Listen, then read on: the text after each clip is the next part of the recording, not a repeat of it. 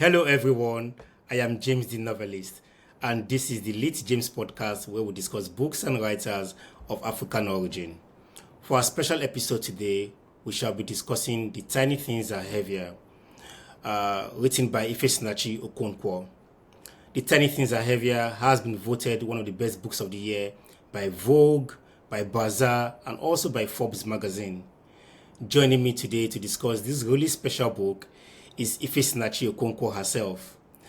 For those who don't know, Ifesinachi is a professor of creative writing at the University of Michigan in Dearborn, and she's published some of her works in prestigious magazines like Isele and Catapult. Welcome, Ifesinachi. Thank you so much for having me, James. It's lovely to be here. Thank you so much for honoring this invitation. And I have to congratulate you for writing a very graceful book. Oh, thank you. Thank you. Yeah. And so, to get started, why did you write this book? Why did I write this book? Many reasons. First of all, I wanted to write a book, right? I had left Nigeria to come to the US for an MFA with the goal of writing a book. So that's one. Specifically, this particular book, The Tiny Things Are Heavier, touches a lot of the huge themes of my 20s. I think of it as an ode to my 20s.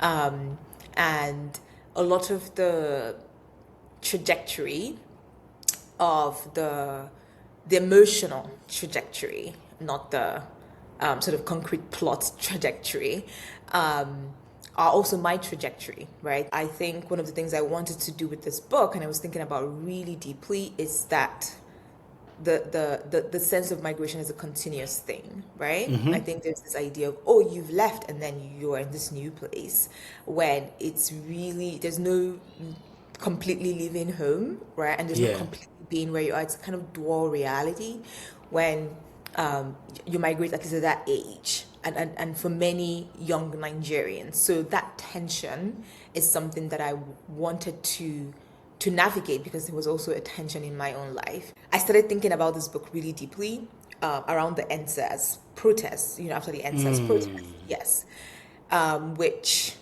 I wasn't in Nigeria, I was here in the US, but I was participating online. I was just following everything, and I was anguished, right, for lack of a better word.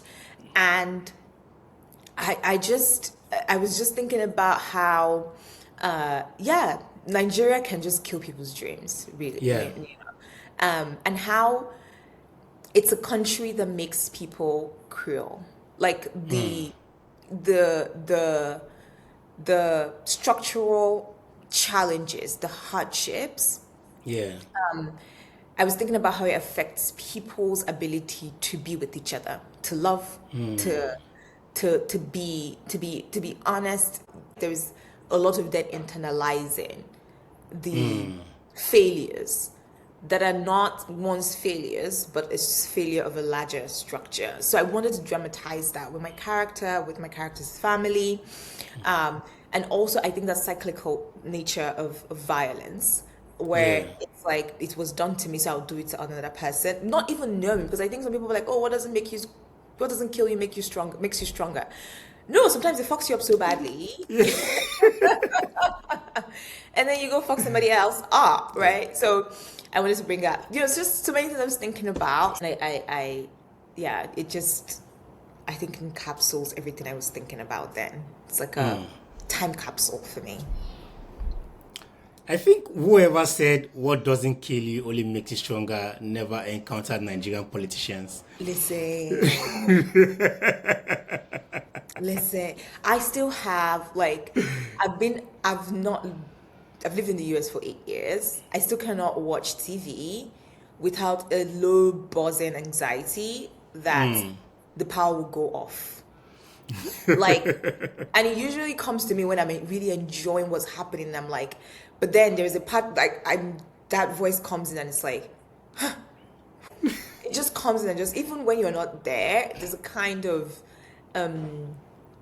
there's a way it shapes the way that you sort of move around the world. Yeah. Wow, that's a very introspective way to answer that. Thank you. So the tiny things are heavier. When I first saw the book, I was like, wow, how did this title come about? And then I got to the end of the book and I said, oh, okay, Segun. So apparently Segun is a friend of yours. He's a poet, and you lifted the title from his poems. Benga, sorry. Yes. All right, Benga. Who is a phenomenal poet. And mind you, the title came before the book. I see. I had read the poem because I remember him giving it to me, a poem. He was like, oh, give me feedback. And I read it and I was just like blown. And I saw that line and I'm like, I need this. I don't know what I'm going to use it for. Yeah. But I need this title. Give it to me. Give it to me. Give it to me. Yeah. So what was it about Benga's poem or this line in Benga's poem that you felt apt, to then finally title your book with? It just feels it's so true. It just felt so real to me. And also like true to the book. Because the things that cause the explosive drama and the big things, they start from like the small, the seemingly small things that build and build and build, then get to that explosive, moment. And I think that's true to life. When I think about, the Nigerian condition, I'm like, this is so true. It's the everyday homophobia, the everyday racism, tribalism, ethnocentrism, but yeah, the tribalism, the sexism. It's our casual reception of mediocrity, of just immorality. It's the way that people treat their house girls. It's the way that people treat their employees.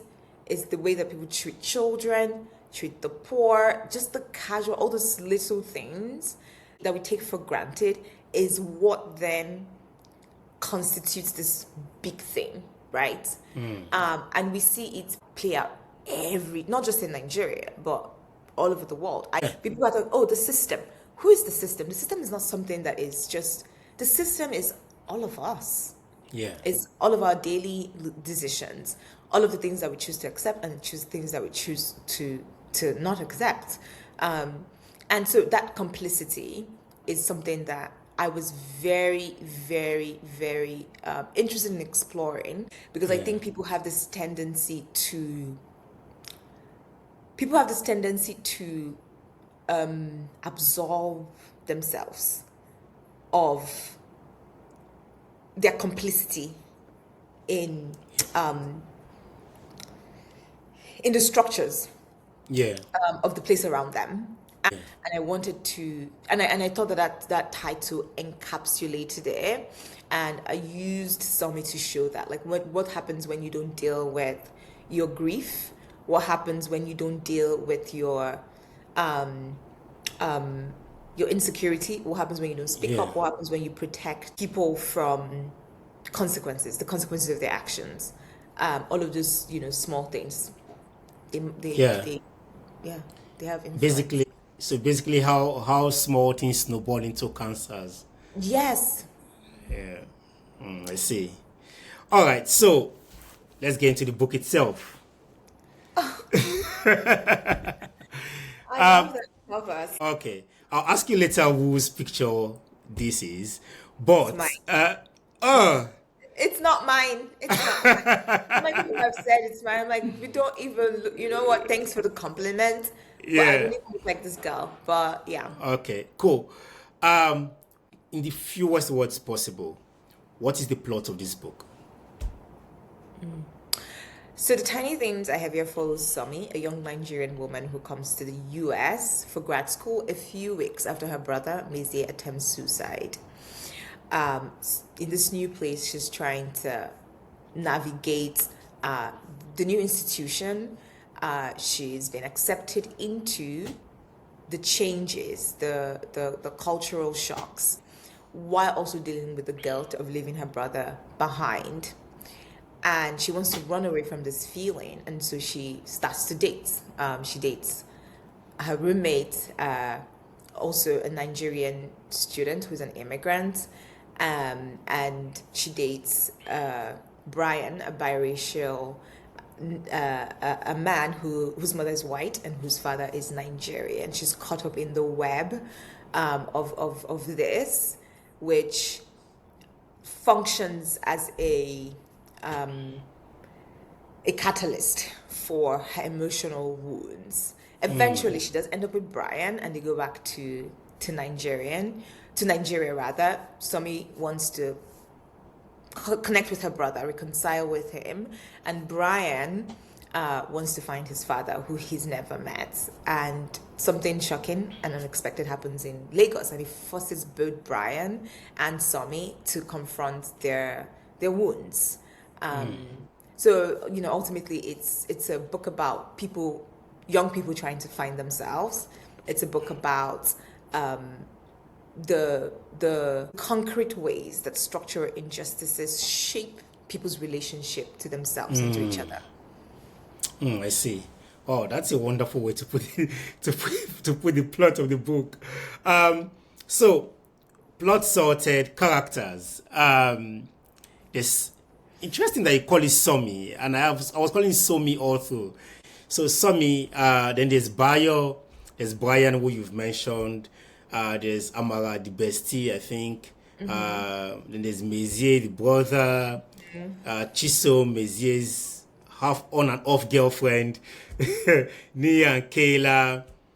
All very diverse people. So diverse, it's almost like it's a salad of different personalities.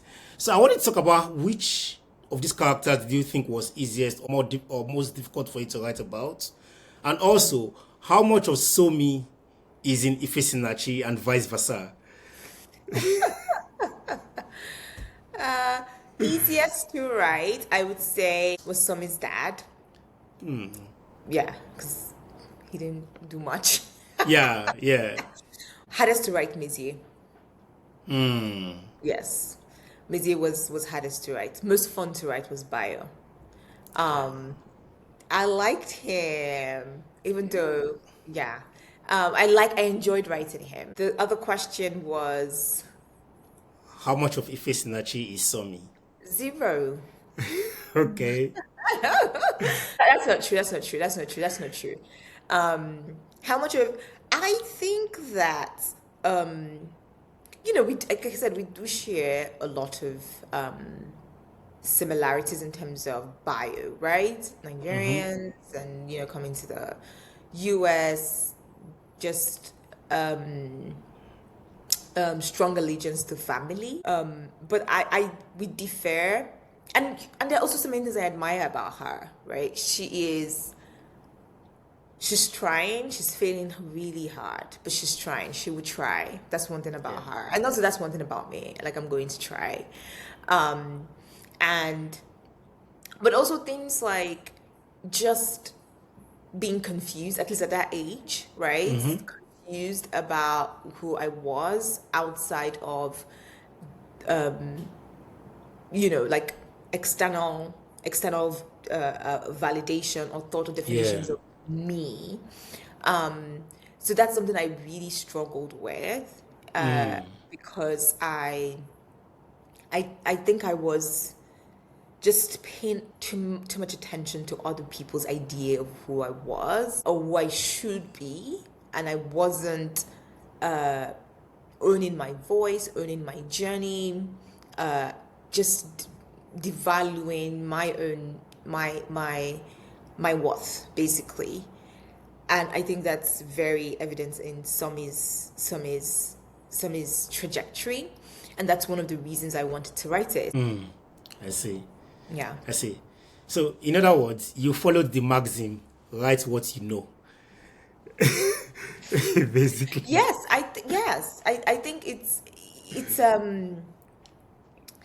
And I find it very interesting that is, I mean, I also, you read some of my short stories, literally Yeah. have nothing to do with, Absolutely, yeah. but I think it's so important to explore the material most available to you, most urgent to you, most Yeah. when I'm thinking of myself, you know, as a person, as a human being, because I love Yeah. myself, etc. But also, it's an intellectual pursuit, right? To understand why I do what I do, because it helps me understand other people. It's just material that is there. It's like, as a fiction writer, I want to have experiences and interpret them so that I can understand better. There's just so much material there. Yeah. Yeah. And it kind of reminds me also of something Julian Barnes said recently at his last outing in London when he launched his last book. And he said that the material, for you to have yourself as material, you have to have led an interesting life. If the life is not interesting, it's not going to move people. And I think that's what I can get from what you said about, being the complete version of yourself in the way you write about Yeah. your characters. Yeah. I don't think so. I don't think you have to Really? no, I don't think you have to have led an interesting life. I think that, again, the events in the tiny things are heavier. Yeah. Zero happened in real Yeah. life. I get. A Yeah. lot of them don't, right? But what was good material for me was the psychology, right? And I think that everyone has that immense capacity. Like, you don't have to have left your hometown, right? Like, you don't have to. True. It's an emotional journey. It's a curiosity of the things even around you. Like, you can have led all of the most interesting life in, done all the most interesting thing. If you're not interpreting it well, if you're not looking at it, incisively, you're not getting the material. Sure. So, but then also, it's like, fiction is not a place for you to come and write about yourself. It's like, and then Autofiction. I mean, even autofiction is not, good autofiction cannot imitate reality. Like, Sure. Fiction has its own rules. It's a, you can't, you would find it, if you're really paying attention to craft, you find yourself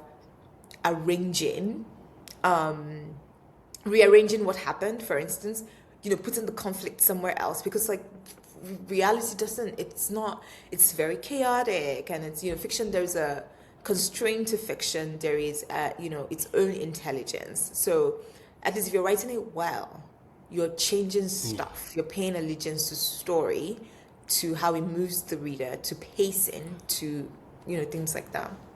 Yeah. It's linear. Life is quadratic. It is, yeah. Yeah. All right, cool. So, let's get into the book itself properly.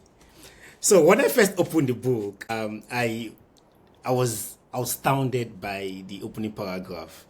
It was so alive, so vivid, that I got to a particular sentence and I'm like, where did that come from? So I'm going to read just halfway through and then ask you the question.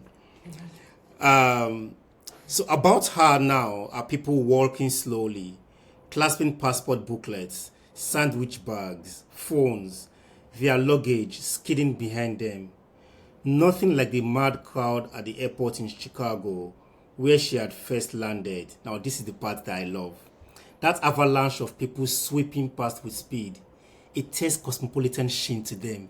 I was like, wow, James, you've not even started the book, you're already bedazzled, And it made me feel like if the rest of the book goes like this, she has to win an award. Penn Hemingway, Penn Faulkner, Penn Morrison, Penn Nabokov, create an award for her. Where does that come from? That's really lovely sentence there. I think that was my thought when I was in, because literally that was my trajectory when I first came to the US. I had landed Oh, in okay. Chicago, and I was just, having never left the Nigeria, right? That was my first time. So I was just looking, I was like, oh, these people are so cosmopolitan. Like, and even just thinking about the difference between Iowa and Chicago. Yeah. The Chicago airport, there was just sort of like energy. Because, again, I was an observer when I first came. So I was, taking everything in. But that I can still remember that I had thought about that particular scene in Chicago when I was just looking at the crowd. I see. All right, so diving further, or should I avoid AI speak by saying delving further? Yeah.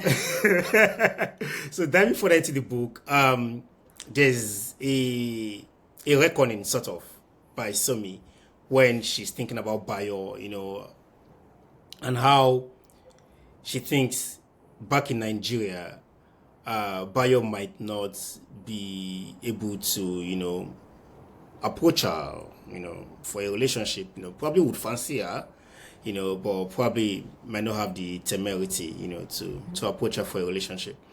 And it's also kind of similar to how Somi later felt about Brian, because she then thinks at some point in the relationship that Brian is out of her league, which we can understand from a socio-economic point of view, and maybe intellectual a bit. Why has Somi become invincible in America? Why can't she still think bio is beneath her, in the US? That's a very good question.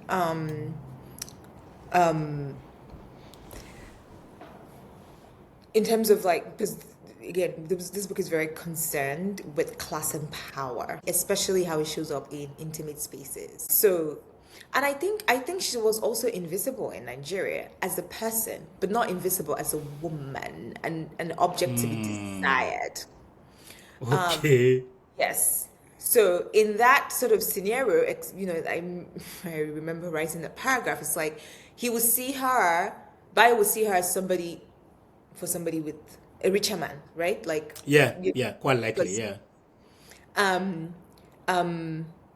But she's not invisible in that way.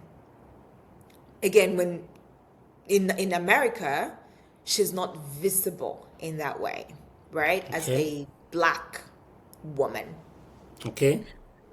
So in double ways actually. Where in Nigeria her blackness is not going to be a thing, but her gender will be a thing. Here, both her blackness and her gender becomes a thing.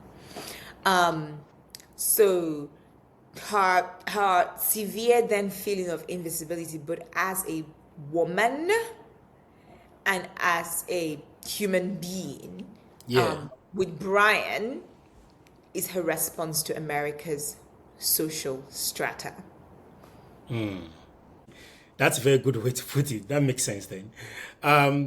So, reading this book, there were so many different moments for me. There was an moment, there was a wow moment, there was a almost a sentence moment, there was damn Ifesinachi moment, and for someone who really doesn't care much about plot, it was more about how polished many of the sentences were, and how really good the writing was. And so while I was being, transported into this Somi's world of Ifesinachi's fantastic writing, I thought about people who might think that, yes, the writing is good. Yes, we agree, yes, but there's an MFA-ication of Nigerian writing going on here. What do you have to say to those kind of people? Or thinking, or school of thought, Caught my eye roll. Don't put it there. Or do, actually. I have two questions. Is the MFA-ication of the writing because the is set, first of all, in a campus in the beginning part of it, or is the MFA-ication of the writing? Because I first of all, I actually really want to know, because I even don't think, especially the second half, it gets really crazy. Like, it's not the sort of slow burn, Yeah. MFA, right? At least in the second half, I think that there's a kind of boiling, bustling Nigerianness to it. Yeah. Yeah. But also, I think, again, as we are discussing earlier, of tradition, right? Yeah. I wanted to write a campus novel, at least in that first half, right? Because I enjoy reading campus novels. I think to just label it like the MFA voice, I don't think does justice to the complexity of things like, influence, craft technique. Because people go to MFAs to learn crafts. Truly, craft is a thing. It's a thing that people pay attention to, people study, and it's not just also to even write good stories, but as a nerdy thing. It's a nerdy thing to do. It's an art form, right? That is very fun to talk about. I think I'd like for the conversation to be more complex. But for those who read the book and think this is MFA, good. I thank you, because it was a hard 3 years. So, I'm glad it shows. Exactly. That's what I was going to say. I was like, at least you can tell that the school passed through her. I was listening in class. At least I was a good student. Yeah, exactly. Yeah, the school passed through her, so that should end it. I want to move on to how our writing, not just our writing, but the very best writings we've had, have always somehow gone back to Achebe, or Things Fall Apart. It's not the first book written by any Nigerian. In The Fishermen, for instance, the boys, to take on Abulu after one of the brothers had read Things Fall Apart, talks about how they have to be united, the way the men of Umuofia failed to be united against the white man. If you read Americana, towards the end, Ginika, one of Chimamanda's friends, talks about how suicide isn't our culture. And Ifemelu reverts to her and says, Things Fall Apart. In your book, the epilogue is from Things Fall Apart. There is a quote from Arrow of God, I think, somewhere down the line.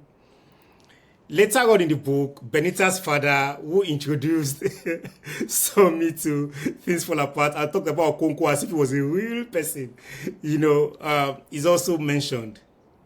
What is it about Achebe and Things Fall Apart that we keep going back to? Achebe is, he's a prophet, but I think it is more, I think we have to do better. There are other writers.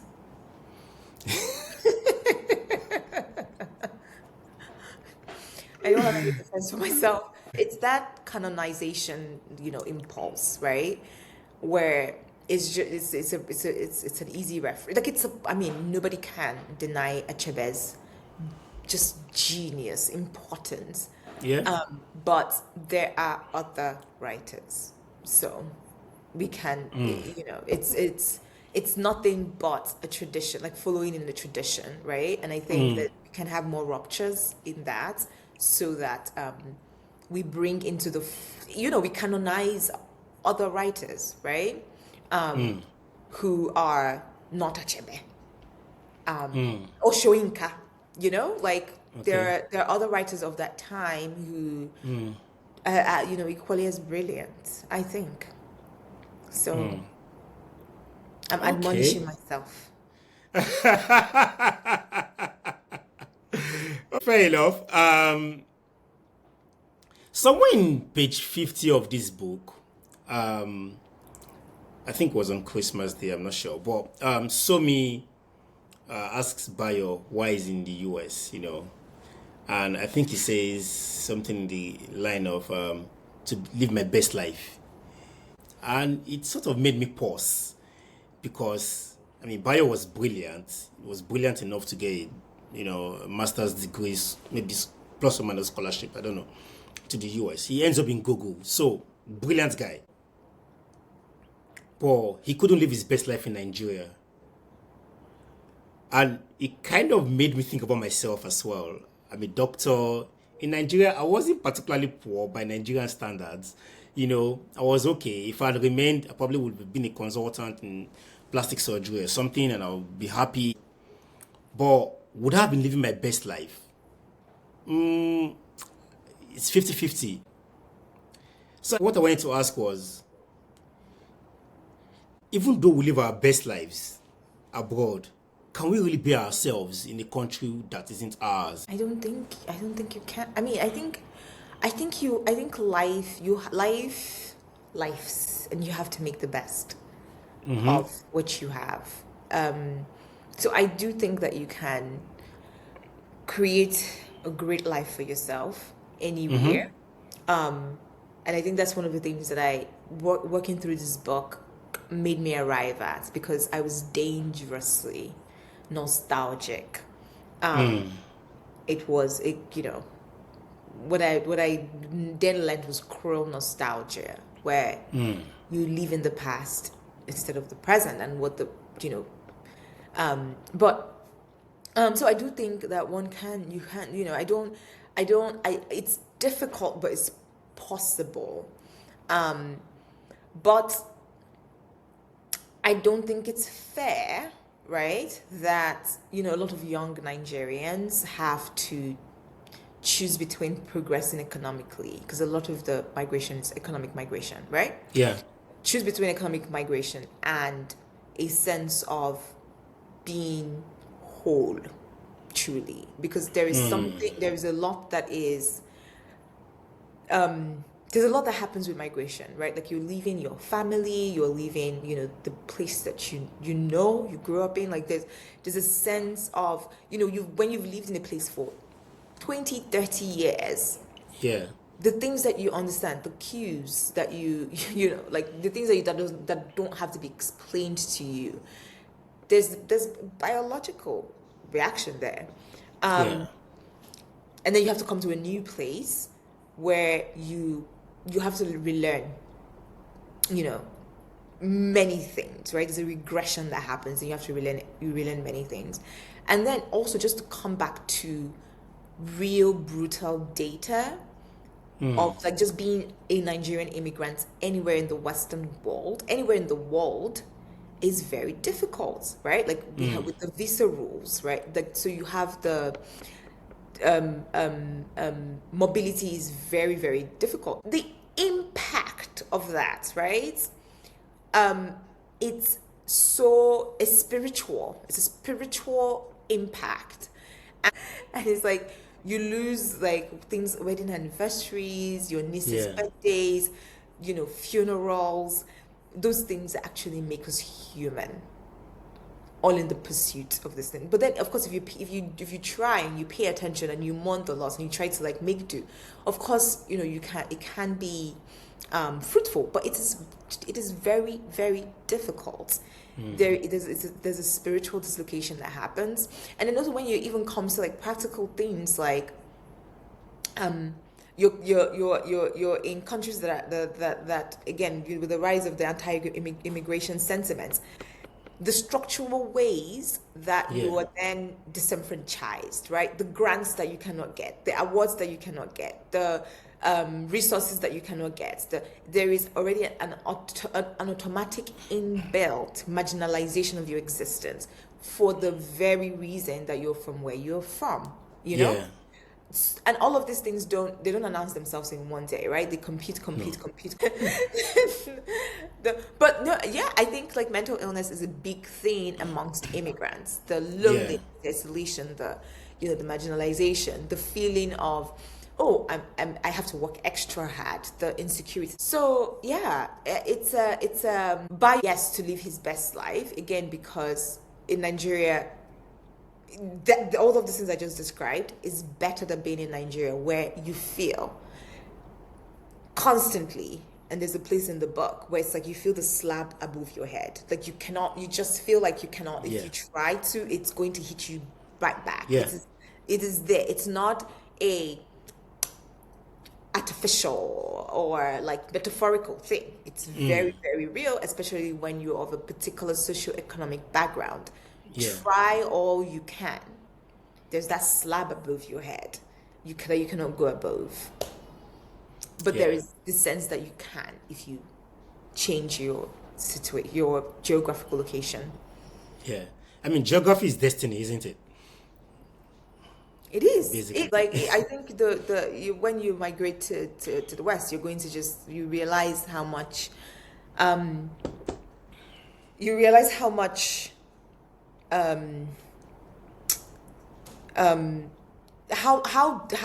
different realities can be in this same world that we're in. Yeah. Different realities. The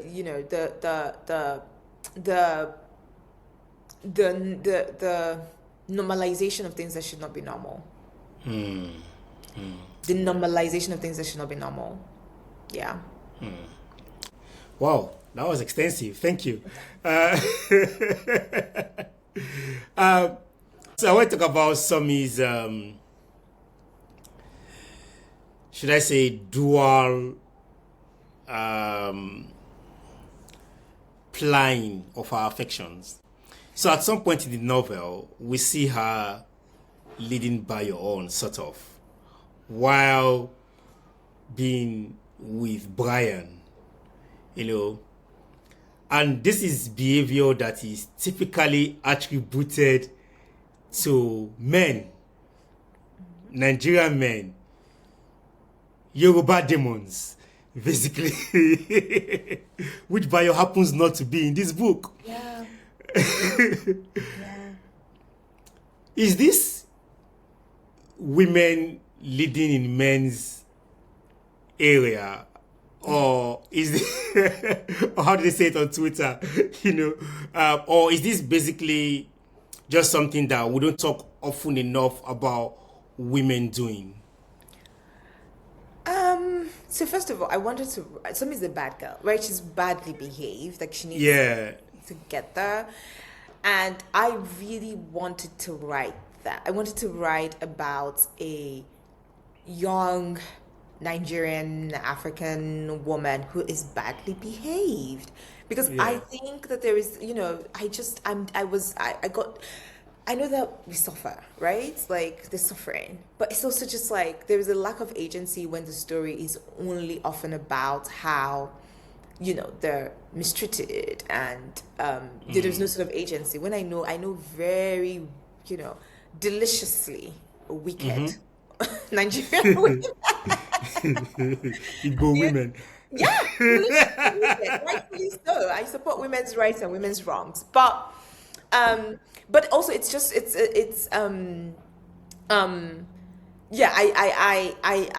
I basically, while writing this novel, I resisted with everything in me the narrative of the mistreated young Nigerian girl. Like, that's my least favorite genre ever of literature. I did not that I hope that the moral worldview of the book is clear, but to be allowed to be a bad person or do bad stuff.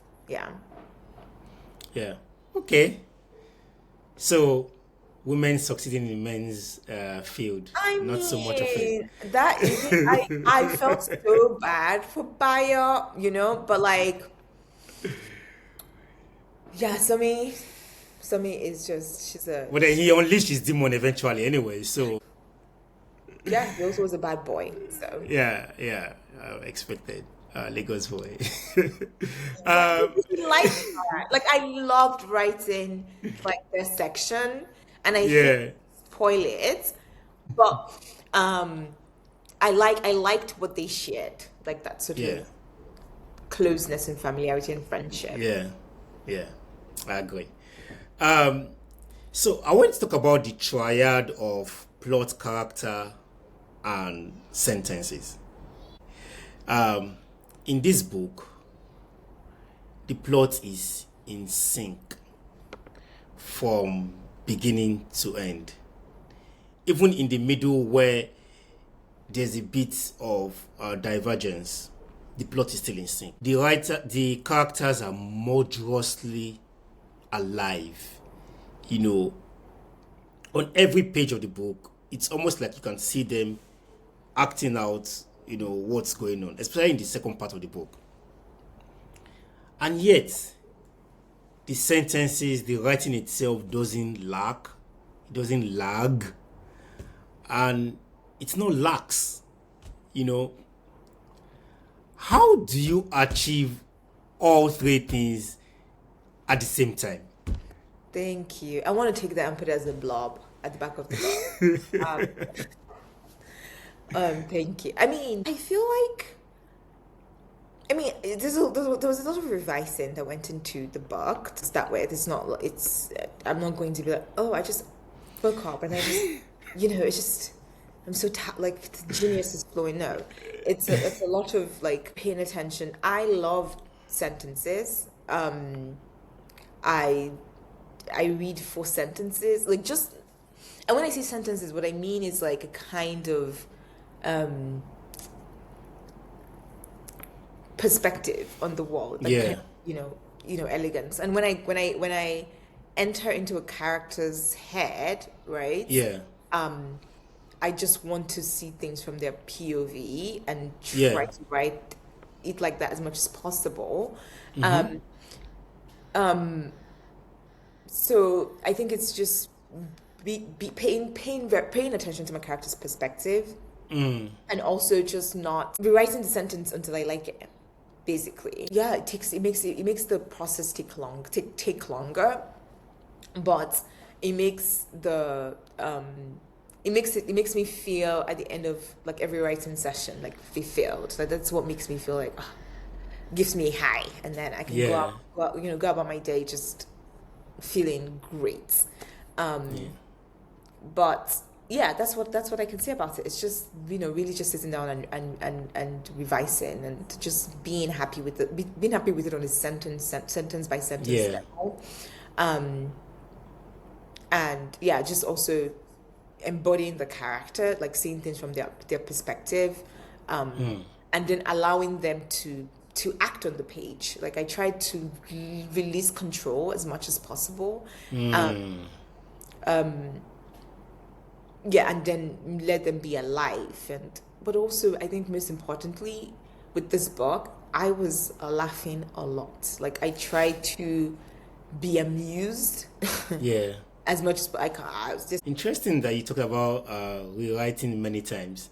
It kind of reminded me of a BBC session I had with Chigozie Obioma some years ago after an orchestra of minorities, and I wrote down the 10 sentences that I consider the best in the book, and I read a few of them to him, and I was like, "Boss, how do you conceive this?" And he said, some of those sentences were written more than 40 times. Yeah. That is where the juice is. The juice is in like rewriting it. Write it until it sounds right and perfect to you. And then you can move on. There are many elements to like making it, rewriting the sentence till you like it. But your book can also not just be about beautiful sentences. Yeah. There's so much more to it. Yeah. Okay, that's good. So mental health, which this book sort of touches upon. We see in this book Mezier's attempt, okay, and then it's almost like everybody else in the family is tepid around him, around not just him, but around the attempt. Yeah. Sumi is the only one who is head on, who is full frontal, about approaching or about broaching the matter, and it made me wonder, is Sumi this way because she's away, or has living in America sort of exposed her or opened her mind to how mental health needs to be approached? Is she doing this from the point of view of somebody who cares about her brother, or is she doing this because now she's in America, she's seen how people approach things related to mental health, and she's trying to pass that on into her family life? I think I mean she is of a different generation from her parents. So she does have more information just by virtue of being in a generation where there's more information about mental illness, right? So she articulates it to her parents who don't have that kind of knowledge or experience, right? And it's true to my own story. Growing up, it's like, oh, you're depressed. What do you mean you're depressed?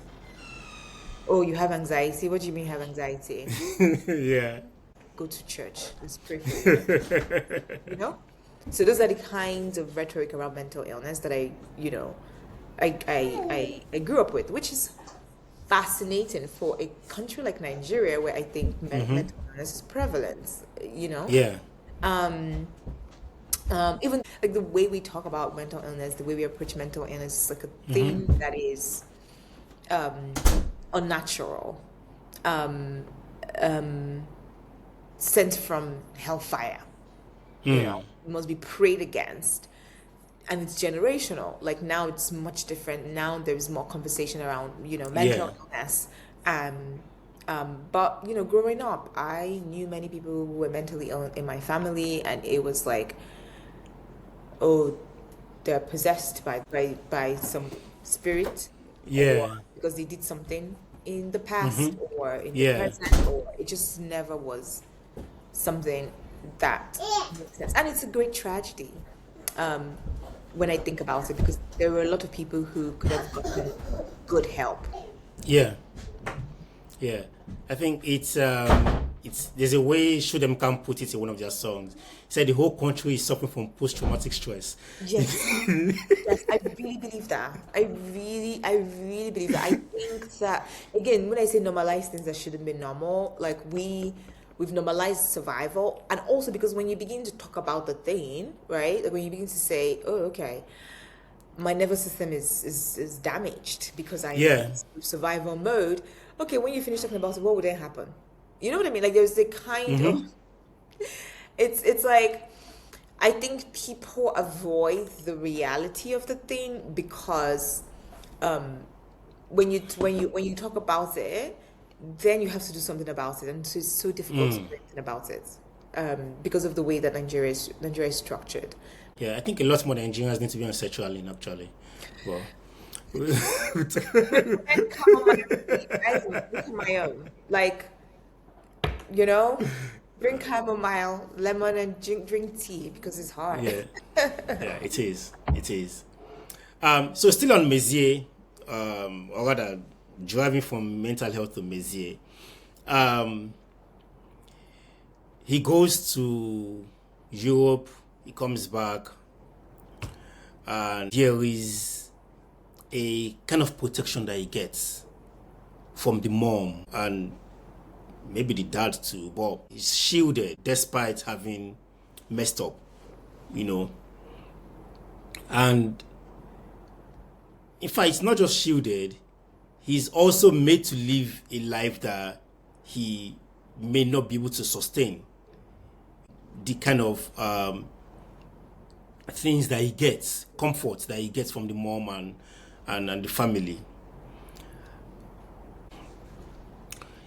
What is it about our society, and maybe Igbo society in particular, that shields men this much? Yeah, it's the patriarchy. It really is. It's there's this specifically with Messier, right? They want to protect him. They want to protect him. I mean, and it's also like it's a complex thing, right? It's a dual, which is why he was very difficult for me to write him, because on one hand, right, I wanted readers to feel empathetic to his situation as somebody who tried very hard and failed, right? Yeah. So there is that sort of blow to the ego, to the sense of self, when you've been raised as a special child, and then it's like you're not special. You have to sort of look at yourself in that way. And so it's not like you didn't try, you did, right? Because he applied for jobs, like he was trying, like he was raised to believe that he could be sort of like the backbone of the family. That was where he found his identity. And then that was taken away from him and destroyed. Messier responds the way he responds, but back to like the way that they shield him. It is like it's a patriarchal conditioning, right? Like you must not emasculate the man. You must protect his power. You must because you give him this big ego, and if it's wounded, the consequence is grave, right? So I think all of them, so there is that, but then there's also the trauma that they're trying to deal with, having experienced him try to kill himself. So there's that sense that we must guard, we must make him not to do it again. And if we do this for him, and we do this for him, and we do this for him, he would feel like the person he wants to be, and then he wouldn't want to kill himself. So that's also the reality of it's a lot. And I'm like, we do have to pay attention to it. And also this idea that, again, back to what doesn't kill you sometimes doesn't make you stronger. Sometimes it makes you go and reenact that violence, right? And we see that with Messier. And also the reality of it, which is that it takes incredible grace, I think, to operate with dignity and with a sense of morality in certain conditions, right? And I was thinking about that with the recent piracy conversation, right, where it's like, if you go and I'm just like, this seems very detached from the sociological realities of the place you're talking about. Like the way we talk about morality is so interesting to me, right? Like the way we assert morality in places that they're not structured to give you a sense of connection with yourself. Like there's certain places where you cannot navigate it with morality. You cannot, at least with the idea of what is moral in our milieu, right? You cannot navigate it with the idea of doing the right thing. It's ridiculous in certain places. Like, I'll give you a story, which my mom is going to slap me if I tell the story. But, I for a long time, I was scared to drive.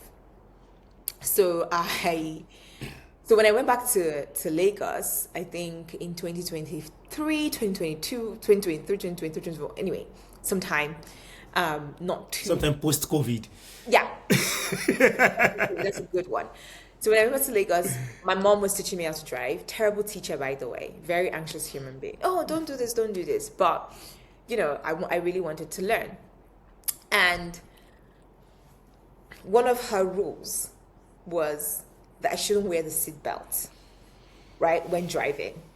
I'm like, this doesn't make sense, right? You have to, that it protects you from danger. And then she said, what if you're in traffic and somebody tries to, rob you? You then start removing seatbelt to run out of the car. So you have to be ready to run. And I was like, you know what? That makes sense.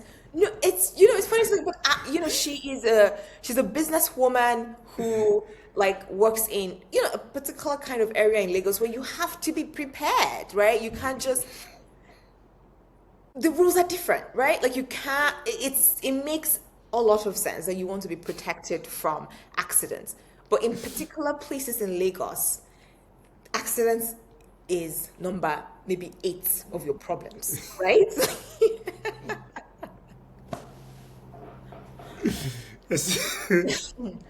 Yeah. So, that anecdote, I think, it encapsulates what I talk about when I talk about, like, our ideas of what is right and wrong, Yeah. depending on the place, depending on the context. And I don't think if we're paying real close attention to the lives of majority of Nigerians, there's certain conversations we're not going to be having. Yeah.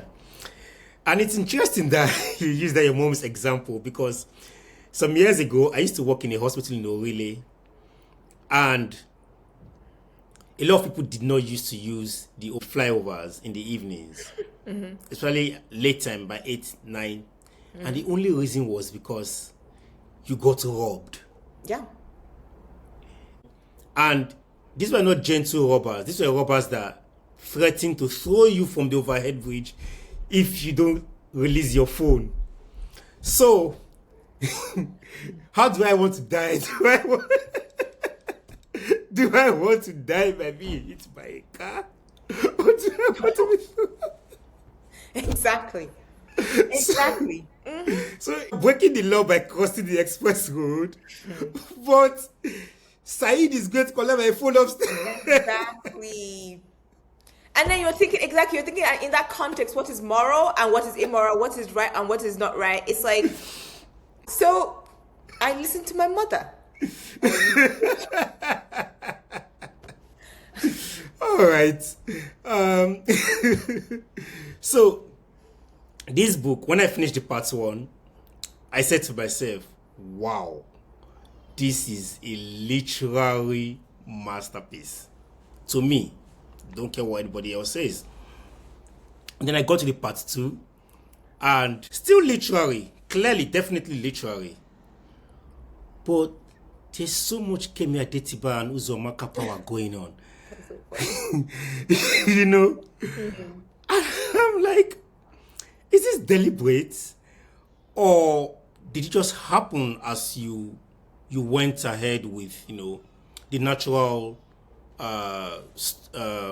way the story should have developed? Yeah, I mean, it definitely is. Definitely is deliberate. Like the pacing in books completely different, and I think that the pacing is influenced by the police, right? Yeah. And also the relationship Somi has with the police, right? Where in Iowa she is an observer. She's just calm, so she's looking. There's a lot of there's a lot of she's looking, and there's also a lot of there's a lot of stillness. And she's not as much as an actor in Lagos, right? She's an actor. She's not looking. She knows the place. Things are not impressing themselves onto her in that sort of urgent way because she's the place. She's part of the place. And also, it's just the Lagos energy. Like Lagos is so fast-paced. It's an animal on its own. And truly, I wanted to capture that sort of Nollywood-esque drama. Truly, I wanted that Nigerian sense of the dramatic. I really like it. I know it's not qualified and classified as literary, or whatever the case may be, but I find it, when it's done well, to be just energetic and kinetic and intense, and I think there's a lot of merit in that. So it was deliberate. So I was really thinking about pacing in that way. Yeah, that's good. I wanted to talk about how we persist in situations that we kind of know would fail. Yes. And this is in how I think from the point where Somi goes to beg Brian, I told myself, this girl is not going to win. Maybe because I'm a man, maybe I don't know, but maybe it's the patriarchy in me that feels like when a man is begging a woman is romantic. When a woman is begging a man, you have lost a lot of cool points, Okay. But anyways, from that moment, I can tell that, yes, his girl is not going to win. But so may persist anyways, and and then the relationship flourishes. What do you think it is about human nature that makes us persist in this kind of romantic adventures, even when we might know that, Yeah. I think that a lot of us, we need people, just point blank. We need it's emotionally good for you, spiritually good for you, psychologically good for you, etc. But it's not all ways of needing people that is good, right? Yeah. Like it's not the thing that is propelling you to need a person is important for you to question it. Like I have the sense of not being a full person if there's nobody to witness my life. But there is also a thing, and they're just also simple things of like some people needing people because they need dopamine. Like they need somebody else to, give them energy. Some people needing people because they're insecure. They can't, be on their own. Some people needing people because of sex. They're just because of like social mobility. They're just so many things. And we, at the end of the day, we call all of them love, which is another thing that I wanted to like poke fun, like not poke, like, but just poke at with Somi and Brian's relationship. This idea of, and she thinks about it, but she doesn't keep pushing. I think that love is, of course, it's a spiritual phenomenon, but it's also a social construct, right? It's, and which is why I bring the class thing, because why would she love Brian and not Bayo? Hypergamy. For sure, hypergamy, right? She doesn't like herself. She's most similar to Bayo. She doesn't like herself, so how can she like Bayo in that way, right? Like she wants to be as farther away from herself as possible, and so she goes to somebody who is, as far away from herself as possible, as far away from her as possible, like which she feels can transform her. And that's what happens when you don't like yourself and you don't accept yourself. Brian, on the other hand, she represents for him, again, a fantasy, right? But again, which comes back to this idea of trying to hold on to a particular vision of your life. Sometimes you just have to give it up. Like you just have to be like, create something new, look to the future. Somi persists because she refuses to do the one thing that she should be doing, which is learning to love herself and accept herself and believe that she can be in front, right? She's waiting for Brian to do that for her. And Brian likes it. He likes that somehow she is beneath him. He can feel stronger, superior to her, even if slightly so, right? Because then he can offer her something. True. That's a good way to put it.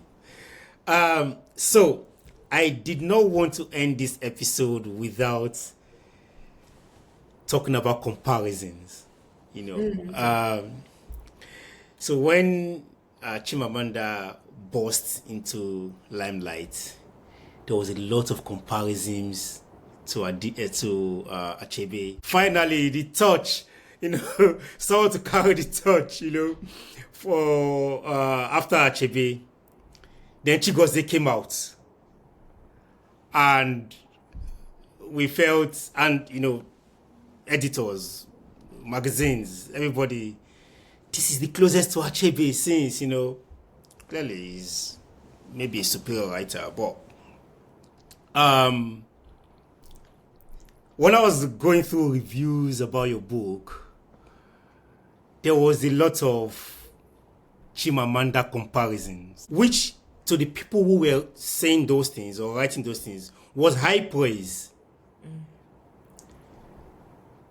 To me, I think you are distinct in your own way, and I can see where they are coming from, because clearly they are mostly foreigners, So two black girls have written from the same tribe, basically. I've written a book about black girls finding love in America, immigration, blah, blah, blah. So you see where they're coming from. But I think your writing is distinct, is different, your voice is peculiar, and it's not Chimamanda-esque, and this is high praise as well. So they are praising you highly. I'm praising you highly as well, but in two different ways. Is this something that you think you might have to confront eventually? I don't think it's my business. I get the Chimamanda sort of comparison, like Chimamanda is a huge influence, right? Like, no doubt. Many Nigerian writers who sort of grew up at around a particular time, brilliant writer, great eyes, comes from that Achebe tradition of, a good balance of characters who are alive and just also looking at society, which I'm part of that tradition. So, of course, the influence is very evident. But as to, and again, back to this anxiety of influence things, right? Like this sort of idea of, I don't have that anxiety. You can compare me to whatever. Like whatever you want to compare me to, that's fine, right? And I don't know, I love the idea of literature as a continuous thing. I don't know. I started to write because I read and I was like, I want to do it. Like I love books. I continue to love books. I continue to be a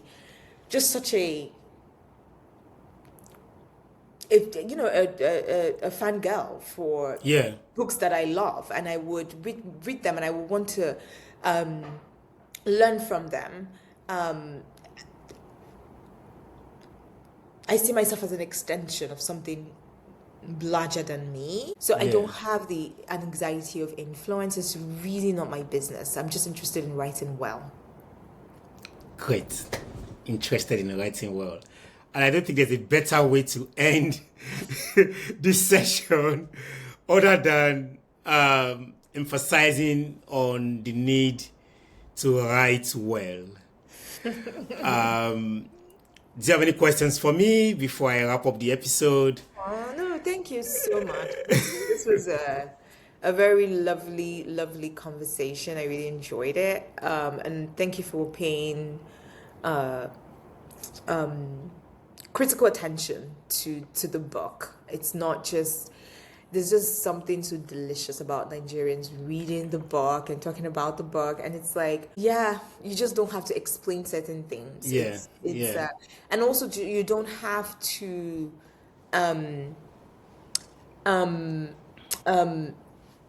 try to make it relate, because it just does. You know what I mean? It just does, and you can really speak honestly about the country and the conditions of the country without it being one-dimensional or simplistic. It's like, it's complex. Thank you for giving me the space to really talk about some of the things that I have not had the opportunity to talk about. Thank you so much, Ifesinachi, for coming on our podcast to discuss The Tiny Things Are Heavier. Thank you. I am very grateful. And on this note, we round up this episode of the LitJames Podcast, where we've discussed with the amazing Ifesinachi Okonkwo and her debut, The Tiny Things Are Heavier. So join us on our next episode as we discuss another book, another writer of African origin on the LitJames Podcast. And if you have any queries, please get in touch and we'll be very happy to entertain them. Thank you very much.